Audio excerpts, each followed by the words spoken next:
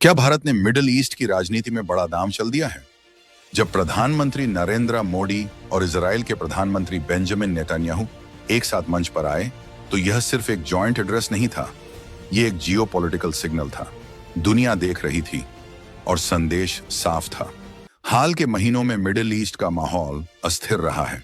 Global power blocks बन रहे हैं, अलायंसेस बदल रहे हैं, और ऐसे समय में भारत का इजराइल के साथ खुलकर स्ट्रेटेजिक कोऑपरेशन पर बात करना अपने आप में बड़ा कदम है।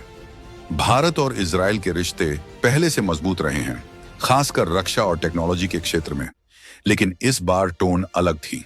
यह सिर्फ पार्टनरशिप की बात नहीं थी, बल्कि उसे अगले स्तर पर ले जाने का संकेत था। भारत के लिए इजराइल सिर्फ एक दोस्त देश नहीं है, बल्कि एडवांस डिफेंस टेक्नोलॉजी का अहम स्रोत है।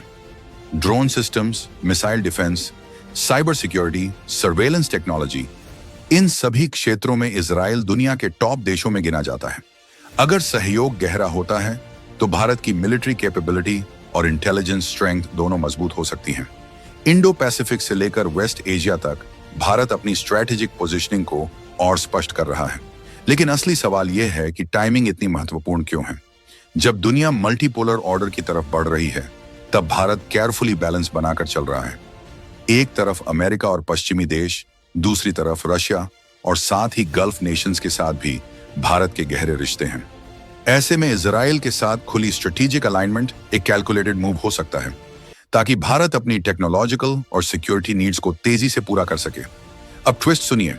भारत हिस्टोरिकली वेस्ट एशिया में बैलेंस डिप्लोमेसी अपनाता रहा है। उसने हमेशा अलग अलग देशों के साथ संबंध बनाए रखे हैं, बिना किसी एक कैंप में पूरी तरह झुके। अगर इजराइल के साथ स्ट्रेटेजिक विजिबिलिटी बढ़ती है, तो रीजनल परसेप्शन भी बदलेगा। कुछ देश इसे सिक्योरिटी कोऑपरेशन के रूप में देखेंगे, तो कुछ इसे जियोपॉलिटिकल शिफ्ट के रूप में समझ सकते हैं। यहीं से डिप्लोमैटिक चेस बोर्ड और इंटरेस्टिंग हो जाता है। क्या यह कदम भारत को ग्लोबल पावर टेबल पर मजबूत करेगा? बहुत संभव है।